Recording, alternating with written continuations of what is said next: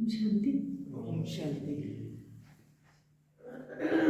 आज बाबा ने कहा कि पावन दुनिया में चलना है, संपूर्ण निर्विकारी बनना है, तो उसके लिए क्या करना है? किसी को भी दुख नहीं देना है, कोई भी विकर्म नहीं करना है। बहुत सारी धारणाएं तो हम कर लेते हैं स्थूल में। हम सोचते हैं हम किसी को दुख तो देते नहीं है, हमने किसी को दुख नहीं दिया तो कोई हमारा विकर्म नहीं बना। लेकिन बाबा ने साथ में एक बात और भी कही है कि हमें न दुख देना है न दुख लेना है।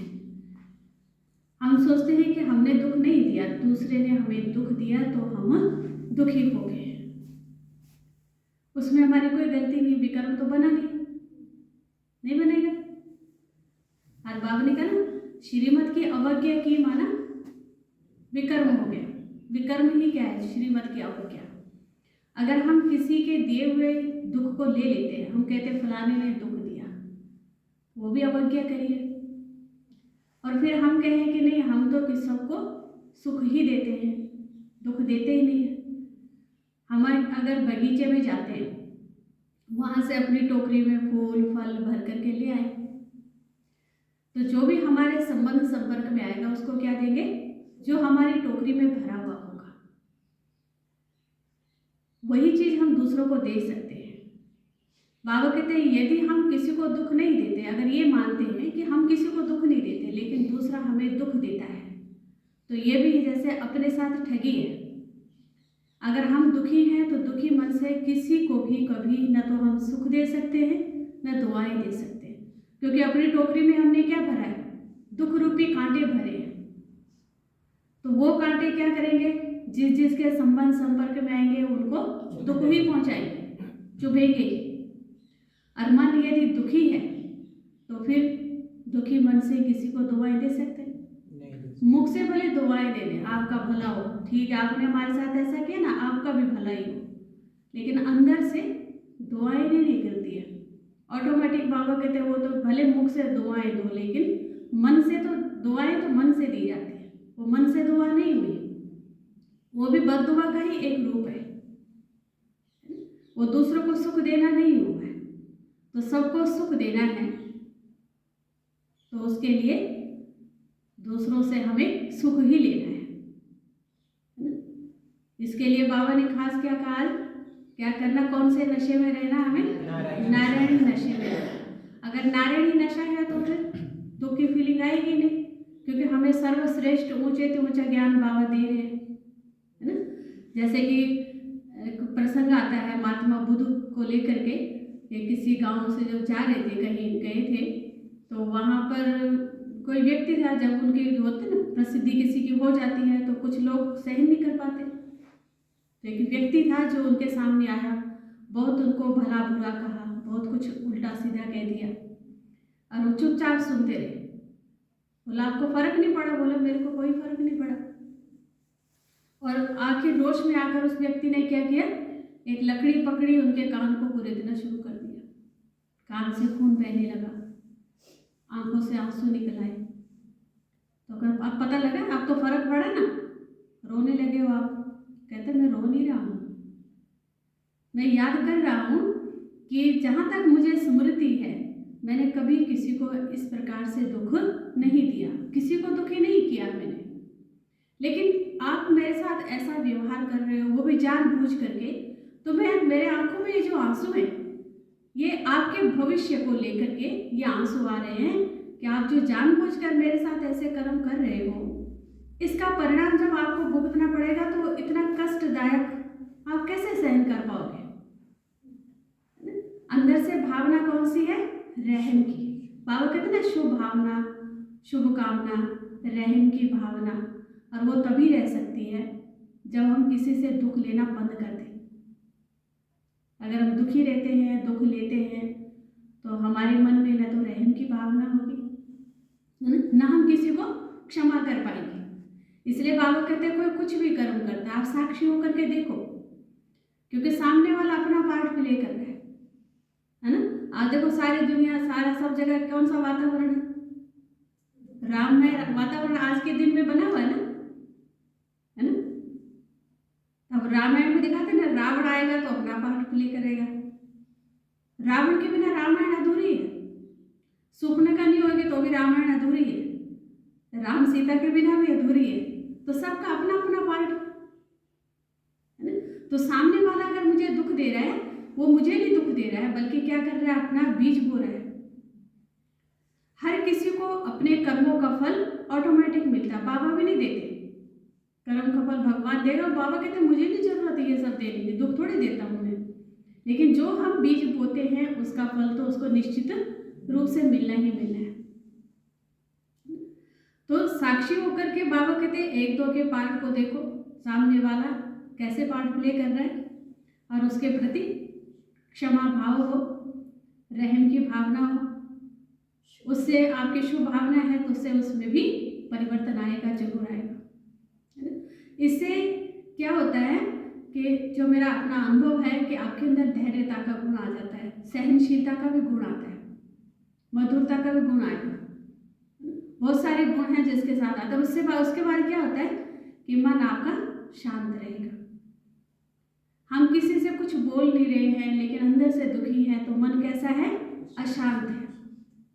और अशांत मन वातावरण को क्या देगा, चारों तरफ अशांति ही फैलाएगा।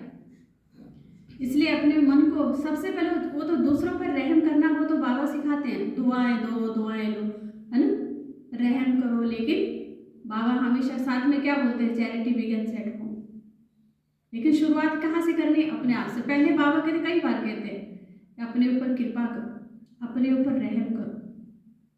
दूसरों पर रहम करना तो सहज है, लेकिन अपनी मन की अवस्था हमारी इतनी ऊंची हो, गिरे हुए को उठा लिया, लेकिन अपने मन की अवस्था गिरे नहीं, ऊंची स्थिति हमारी होगी, तो हमारे संबंध संपर्क से दूसरी आत्माएं भी क्या होंगी, सहज ही परिवर्तन हो जाएंगे।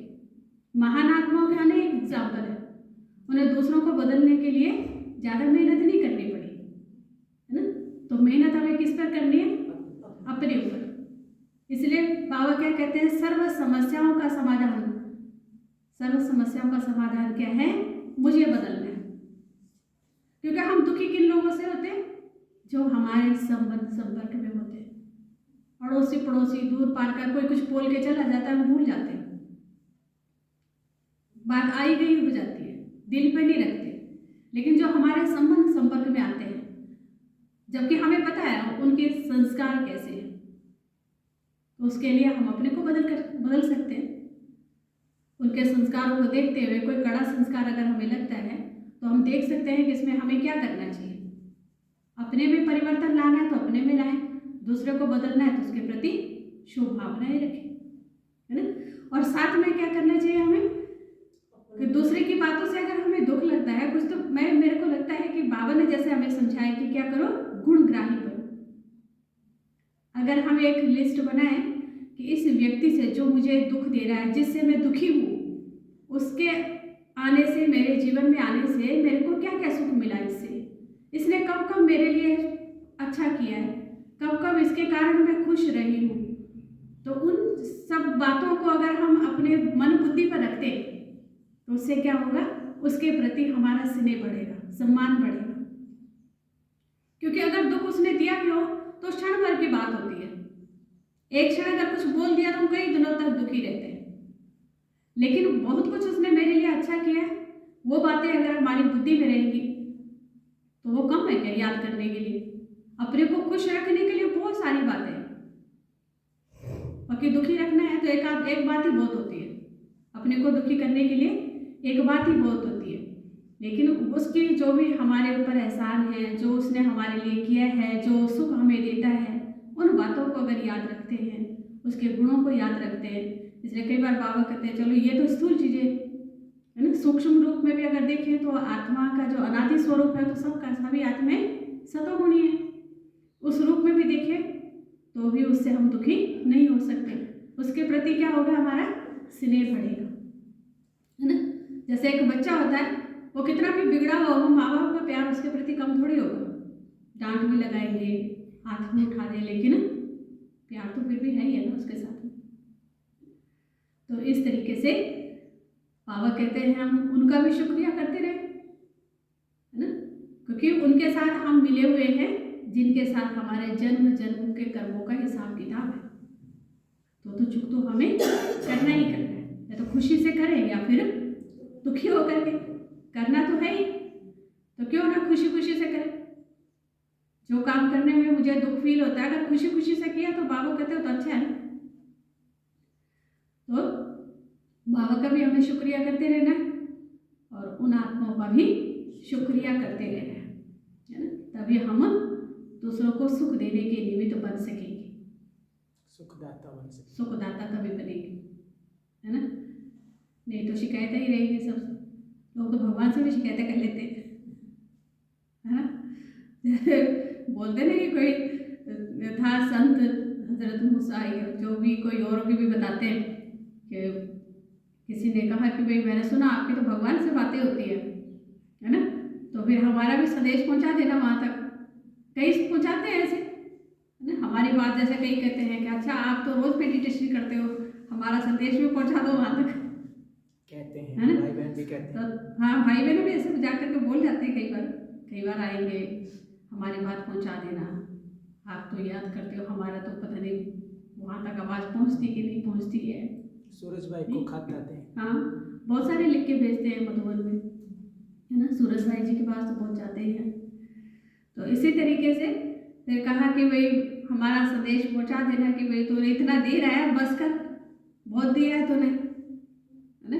आगे गए एक और मिल गया फकीर, तो बोला कि भाई फकीर भी नहीं कहेंगे, कोई गरीब था। फकीर तो दूसरे होते हैं जो बैरागी होते हैं करके। तो उसने कहा कि भाई मैंने सुना आपकी भगवान से बात होती है, तो भाई मेरा भी संदेश पहुंचा देना। बोले क्या संदेश पहुंचाना है? कि भाई कुछ तो दे, कुछ तो दे भाई, औरों को तो इतना सब देते हो तो मेरे को भी कुछ दो। तो बोले ठीक है। अच्छा, भगवान से जब मिले तो संदेश पहुंचाया कि भाई फलाने ने ये पूछा है कि आप इतना सब देते आए हो, अभी तक बहुत है, तो फिर अब बंद कर दो, है ना।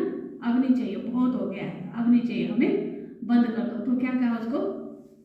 बोला कि उससे कहना है कि आप शुक्रिया करना बंद कर दो, फिर आना बंद हो जाएगा। फिर दूसरे का संदेश सुना है कि दूसरे ने कहा है भाई कि कुछ तो करो, हमें दो तो सही, है ना, कुछ तो दो, क्या एक धोती दी हुई है लंगोटी जो भी। फिर उसके पास बोला कि मैं उसको बोला कि शुक्रिया करना शुरू कर दो। तो उसके बाद जब वापस आए तो बोला संदेश सुना है हमारा? बोला हाँ, संदेश पहुंचा दिया, आपके लिए जवाब मिला है। तो बोला है कि पहले व्यक्ति को बोला कि अब आप शुक्रिया करना बंद कर दो। बोला कैसे कर दो, भगवान ने इतना दिया, है ना, तो उसका हम शुक्रिया अदा करना कैसे बंद कर सकते हैं? तो बोला फिर आना भी बंद कैसे हो सकता है? जितना शुक्रिया करते हैं उतनी प्राप्ति होती रहेगी। और दूसरे ने कहा, तो उसको भी जवाब दिया कि भाई भगवान ने कहा है कि आप शुक्रिया करना शुरू कर दो। तो बोला शुक्रिया किस बात का? एक धोती है जो दी हुई इतने का। तो बोला हवा आई वो भी उड़ के चला गया, है ना। परमात्मा ने क्या कुछ नहीं किया, हमें कितना कुछ दिया है ना। कोई बोले कि भाई आप एक आंख दे दो और 1 करोड़ रुपए देते आपको, दे देंगे हम? नहीं देते, है ना। तो एक टांग दे दो और इतना पैसा मिल जाएगा, अपनी किडनी निकाल के दे दो, इतना पैसा मिल जाएगा। इतना कीमती शरीर बाबा ने हमें दिया है ना। उपहार में तो मिला है, हमने थोड़े तैयार किया, प्रकृति ने दिया है। इसलिए हमें प्रकृति का, अपने इस तन का, शिव बाबा का हमेशा क्या करते रहना चाहिए? शुक्रिया करते रहना चाहिए। कोई 1 गिलास पानी देता है, हम उसका भी शुक्रिया कर देते हैं, है ना। बाहर से कोई आएगा ना, जरा सा पूछेंगे अच्छा उधर का रास्ता कहाँ, इधर से चले जाओ, उसके लिए हमने कुछ खर्चा नहीं किया, हमें पता था तो बता दिया। वो भी क्या बोल के जाएगा? वो भी शुक्रिया करके चला जाता है ना। और प्रकृति इतना कुछ हमें दे रही है ना। अब देखो कोरोना के टाइम में ऑक्सीजन नहीं मिली, कई लोग मर गए। एक इतना सा गैस ऑक्सीजन का सिलेंडर कितने पैसों में मिलेगा? हाँ, और प्रकृति ने हमें मुफ्त में दिया है। देखो उसका कभी हमने शुक्रिया किया? मुफ्त में जो चीजें मिल रही है उसकी हमें वैल्यू नहीं है ना। तो प्रकृति के 5 तत्व बाबा कहते हैं आपके क्या बन जाएंगे?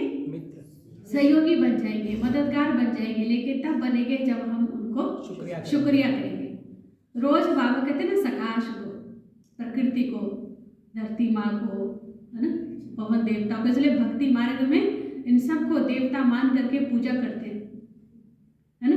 लेकिन आज नहीं मानते ना, इसीलिए ये सब प्रक्रिया शुरू हुई थी कि प्रकृति के 5 तत्व जिनको मतलब कि पूजा करते हैं। आज तो कहते हैं ना ये तो ऐसा ही है, तत्व जैसे भी है, ग्रह हैं, ऐसे हैं, लेकिन जो ऋषि मुनि थे उन्होंने ये विधि बना दी कि भाई इस तरीके से कम बहाने से इनका शुक्रिया तो करें।